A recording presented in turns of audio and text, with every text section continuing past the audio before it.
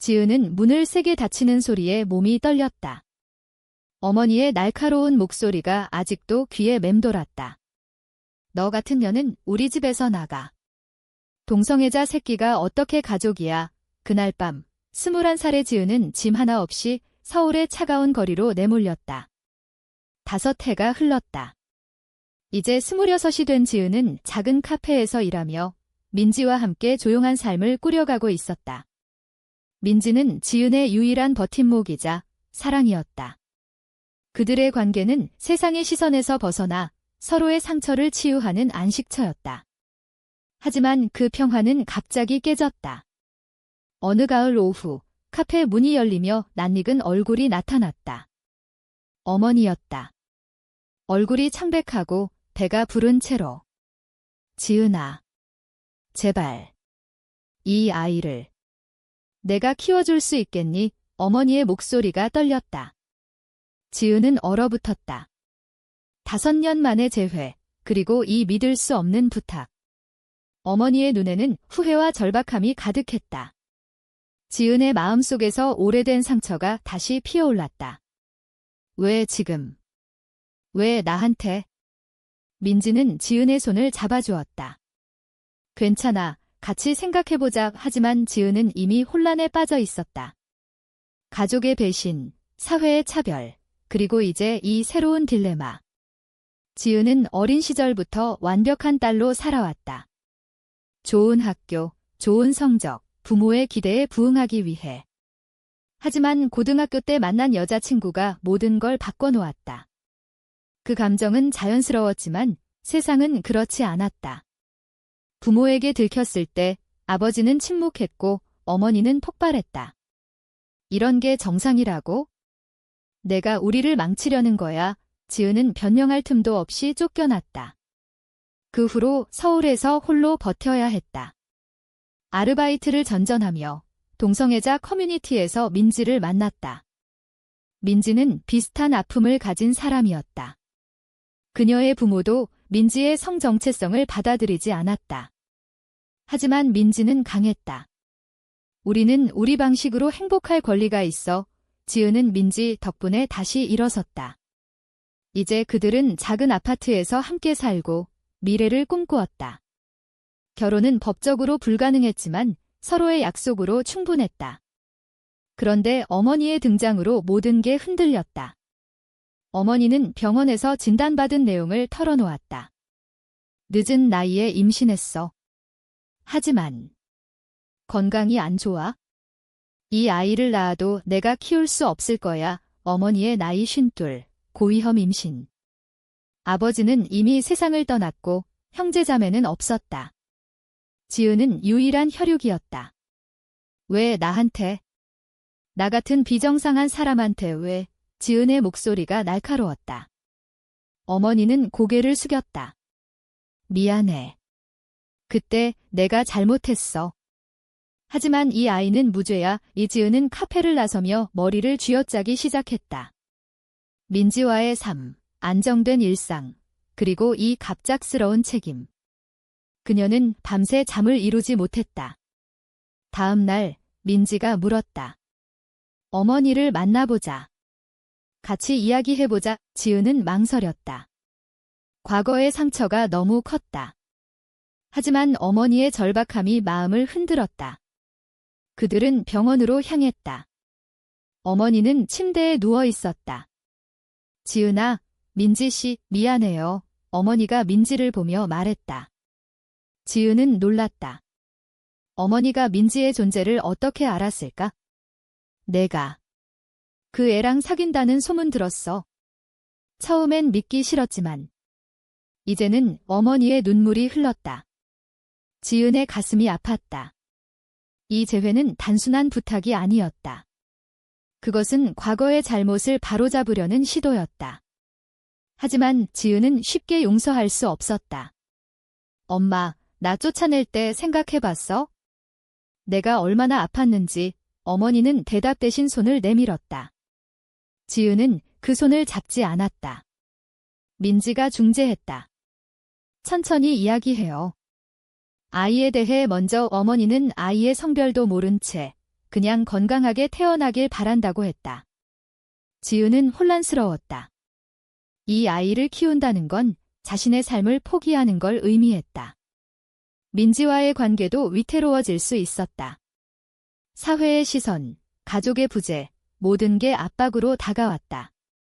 지은은 집으로 돌아와 민지와 대화를 나눴다. 민지야, 나 이 아이를 키울 수 있을까? 민지는 고개를 저었다. 우리 둘이서. 왜 안 돼? 하지만 내가 원해야 해. 지은은 밤새 고민했다. 다음 날 어머니를 다시 만났다. 엄마, 왜 나한테만 부탁해? 다른 사람 없어. 어머니는 한숨을 쉬었다. 너밖에 없어. 그리고 이 아이가 내 피를 이을 유일한 핏줄이야. 지은은 충격받았다. 어머니의 말 속에 숨겨진 보수적인 가치관이 여전했다. 동성애를 인정하지 않으면서 혈통을 강조하는 모순. 지은의 분노가 치밀었다. 엄마는 여전하네. 나를 가족으로 보는 게 아니야? 그냥 이용하려는 거지. 어머니는 울었다. 아니야. 미안해. 정말 미안해. 지은은 병원을 나서며 결정을 내리지 못했다. 이 딜레마는 그녀의 내면을 파고들었다. 사랑, 가족, 사회의 기대. 모든 게 충돌했다. 민지는 지은을 안아주었다. 시간을 가져. 서두르지 마. 하지만 시간은 없었다.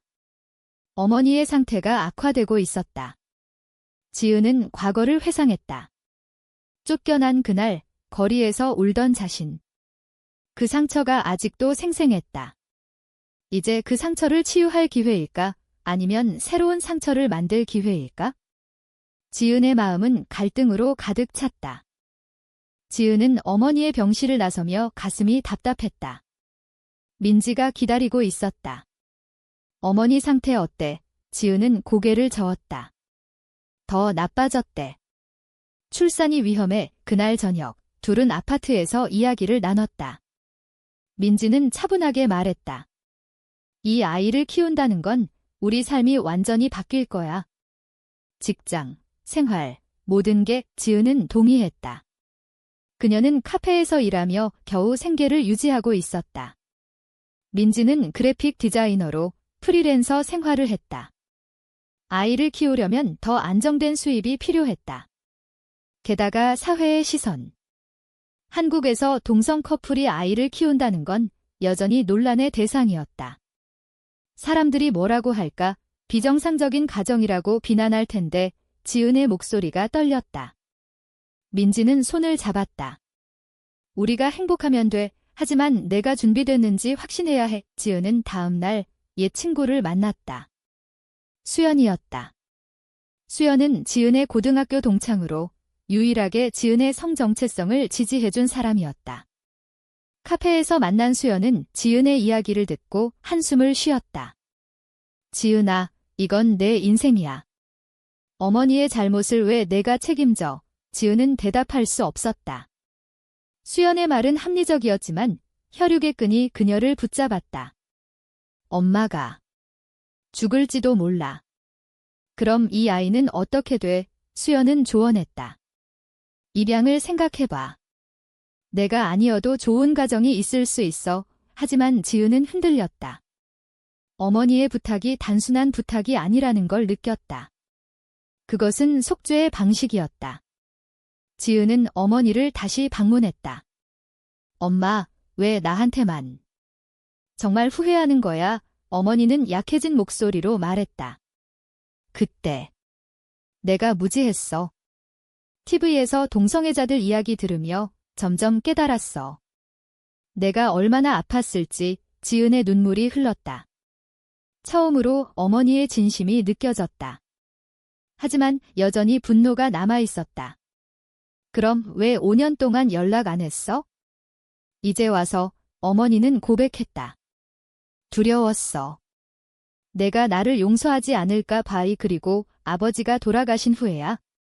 용기가 났어. 지은은 병원을 나서며 민지에게 전화했다. 민지야, 나 어머니를 용서할 수 있을 것 같아. 이민지는 지지했다. 그럼 같이 가보자. 우리 셋이 이야기해 다음 날 민지가 병실에 들어섰다. 어머니는 민지를 보며 미소를 지었다. 민지 씨, 지은이를 잘 부탁해요. 민지는 놀랐지만 대답했다. 네, 어머님. 지은이를 사랑해요. 그 순간 병실에 어색한 평화가 흘렀다. 하지만 이 평화는 오래가지 않았다. 지은의 사촌 오빠가 나타났다. 그는 어머니의 임신 소식을 듣고 왔었다. 지은아, 너 같은 사람이 이 아이를 키운다고? 웃기지 마, 내가 데려갈게. 오빠의 말은 날카로웠다. 그는 보수적인 가정에서 자란 사람으로 지은의 성 정체성을 혐오했다. 지은은 반발했다. 오빠, 이건 엄마 결정이야. 내가 왜 끼어들어? 오빠는 비웃었다. 엄마가 정신이 없으신 거지? 동성애자 둘이 아이를 키우면 그 아이가 어떻게 돼? 사회에서 왕따 당할 텐데. 민지는 참지 못하고 나섰다. 그건 편견이에요. 사랑으로 키우면 돼요. 하지만 오빠는 물러서지 않았다. 법적으로도 문제야? 너희는 가족이 아니잖아. 지은은 충격받았다. 오빠의 말은 현실을 상기시켰다. 한국에서 동성 커플의 입양은 불가능했다. 어머니가 아이를 지은에게 맡긴다 해도 법적 보호가 없었다. 지은은 변호사를 찾아갔다. 변호사는 설명했다.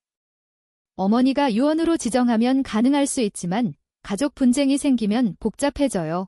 지은은 더 혼란스러워졌다. 이 결정은 단순한 감정이 아니었다. 법, 사회, 가족의 압력이 얽혀 있었다. 집으로 돌아온 지은은 민지와 대화를 나눴다. 민지야, 오빠 말이 맞을지도 몰라. 우리가 아이를 키우면 아이가 고통받을 수 있어. 민지는 반대했다. 그건 핑계야. 우리는 강해. 아이에게 사랑을 주면 돼. 하지만 지은의 내면은 갈등으로 가득했다. 과거의 트라우마가 되살아났다. 쫓겨난 그날의 휴밀리에이션. 이제 그 상처를 반복할까? 지은은 밤새 울었다. 다음 날 어머니의 상태가 급변했다. 의사가 말했다. 출산을 서둘러야 해요. 어머니 건강이 위험해. 지은은 선택의 기로에 섰다.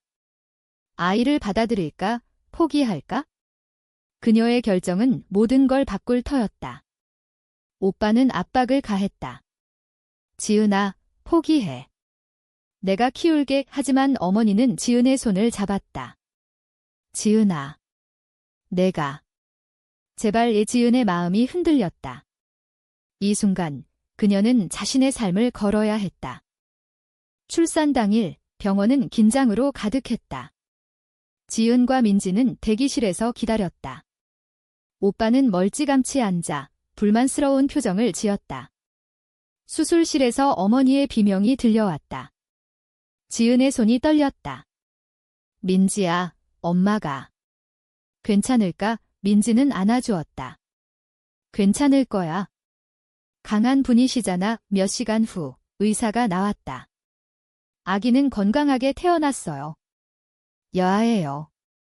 하지만 어머니는 합병증으로 중태예요. 지은은 무너질 듯했다. 신생아실로 달려간 그녀는 유리창 너머로 작은 아기를 보았다. 그 순간 모성애가 피어올랐다. 이 아이가 내 동생이야. 하지만 현실이 그녀를 짓눌렀다. 어머니는 의식을 회복하지 못했다. 지은은 병실에서 어머니의 손을 잡았다. 엄마, 성성. 아이를 봐야지. 오빠가 들어왔다. 지은아, 이제 현실을 봐야. 어머니가 돌아가시면 내가 법적 후견인이 돼. 너는. 지은은 분노했다. 오빠, 왜 그래? 엄마가 나한테 부탁했어. 오빠는 서류를 내밀었다. 이건 어머니의 유언장. 하지만 내가 이 일을 제기할 거야? 너 같은 생활이 아이에게 좋을 리 없어. 지은은 충격받았다. 오빠의 편견이 여전했다. 민지가 나섰다. 그건 차별이에요. 우리는 가족이에요. 하지만 오빠는 무시했다. 너희는 법적으로 아무것도 아니야. 이지은은 변호사를 다시 만났다. 오빠가 이의를 제기하면 법정 싸움이 될 수 있어요. 증거와 증인이 필요해요. 지은은 증인을 모으기 시작했다. 수연을 비롯해 지은의 친구들이 나섰다. 그들은 지은의 안정된 삶을 증언했다. 하지만 사회의 벽은 높았다. 뉴스에서 동성 커플의 입양 논란이 보도되었다. 지은은 스트레스로 지쳤다. 밤마다 아이의 울음소리가 환청처럼 들렸다. 민지는 지은을 지지했다. 포기하지 마, 우리가 이길 수 있어. 어머니의 상태는 호전되지 않았다. 지은은 매일 병원을 오갔다. 어느 날 어머니가 눈을 떴다. 지은아. 지은은 울며 말했다. 건강해.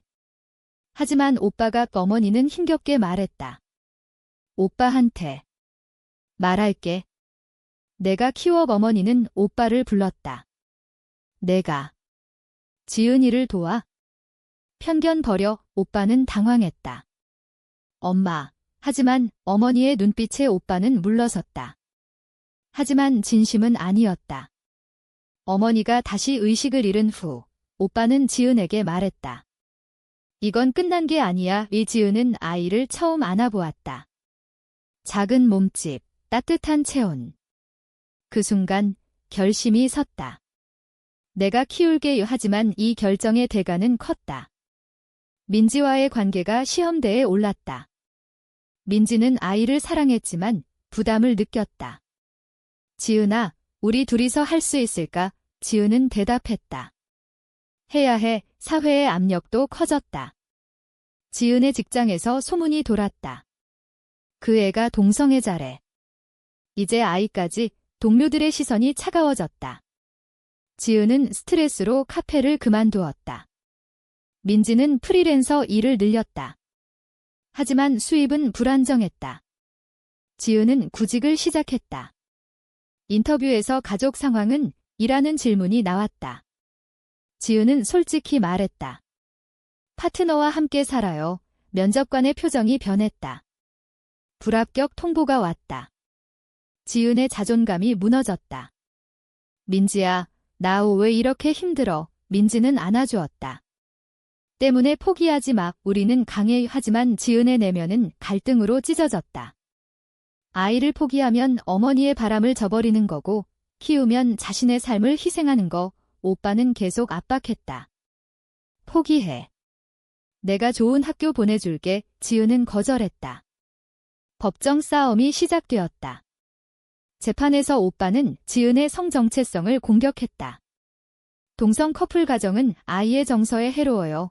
지은의 변호사는 반박했다. 사랑과 안정이 중요해요. 지은 씨는 안정된 삶을 살고 있어요. 증인으로 민지가 나섰다. 우리는 가족이에요. 아이를 사랑할 거예요. 재판관의 표정이 진지했다. 지은은 긴장했다. 이 싸움은 그녀의 모든 걸 걸린 전쟁이었다. 어머니의 상태는 여전했다. 지은은 병실에서 기도했다. 엄마, 제발. 어머니가 눈을 뜨지 않았다. 지은의 눈물이 흘렀다. 이 모든 게 그녀의 선택 때문일까? 후회와 결의가 교차했다. 재판의 결과가 다가왔다. 지은의 삶은 이제 돌이킬 수 없는 길로 들어섰다. 재판 당일 법정은 사람들로 붐볐다. 지은은 민지의 손을 꼭 잡았다. 오빠는 자신만만한 표정으로 앉아 있었다. 재판관이 판결을 읽기 시작했다. 피고 지은 씨의 후견인 자격을 인정합니다. 어머니의 유언과 증언을 바탕으로 지은은 믿을 수 없었다. 승리였다. 오빠의 얼굴이 일그러졌다. 이게 어떻게? 지은은 눈물을 흘렸다. 민지야, 우리가 이겼어. 법정을 나서며 지은은 자유를 느꼈다. 하지만 이 승리의 대가는 컸다. 오빠와의 관계는 영원히 끊어졌다. 가족의 유대가 산산조각 났다. 어머니의 병실로 달려간 지은은 소식을 전했다. 엄마, 나 아이를 키울 수 있게 됐어. 어머니는 미약하게 미소 지었다. 그날 밤 어머니는 세상을 떠났다. 장례식에서 지은은 홀로 울었다. 오빠는 오지 않았다. 민지가 지은을 안아주었다. 이제 우리 셋이야. 아이를 데리고 집으로 돌아온 지은은 새로운 삶을 시작했다. 아이의 이름은 하윤으로 지었다. 행복한 빛이라는 의미. 하지만 일상은 녹록지 않았다. 이웃들의 수군거림. 저 집에 애가? 여자 둘이서 지은은 무시하려 애썼다. 하윤이 울 때마다 지은의 마음이 아팠다. 엄마가 미안해. 내가 왜 이런 세상에. 민지는 지은을 위로했다. 우리가 잘 키우면 돼. 하지만 민지의 피로가 쌓였다. 프리랜서 일로 밤늦게까지 일하다 보니 관계에 금이 가기 시작했다. 어느 날 민지가 말했다. 지은아, 난 좀 지쳤어. 지은은 놀랐다. 왜? 하윤 때문이야. 민지는 고개를 저었다. 아니, 모든 게 사회의 압력, 우리 관계. 지은의 가슴이 철렁했다. 민지가 떠날까 봐 두려웠다. 민지야, 제발. 너 없인 못해. 민지는 안아주었다. 미안, 그냥 피곤해서 그래. 하지만 그 말은 씨앗이 되었다. 지은은 더 노력했다. 아이를 키우며 직장을 구했다. 이번엔 작은 회사에서 일하게 되었다. 상사는 이해심 많았다. 가족 상황. 상관없어요. 일 잘하면 돼요. 지은은 감사했다. 하지만 사회에 정면 충돌이 왔다. 하윤의 어린이집에서 문제가 생겼다. 원장이 불렀다. 부모님이 두 분 다 여자시네요? 다른 부모님들이 불편해해요. 지은은 분노했다. 그게 왜 문제예요? 사랑으로 키우는데. 원장은 난처해했다. 사회 분위기가. 이해해주세요. 지은은 하윤을 데리고 나왔다. 다른 어린이집을 찾았지만 비슷한 반응이었다. 결국 집에서 돌보기로 했다.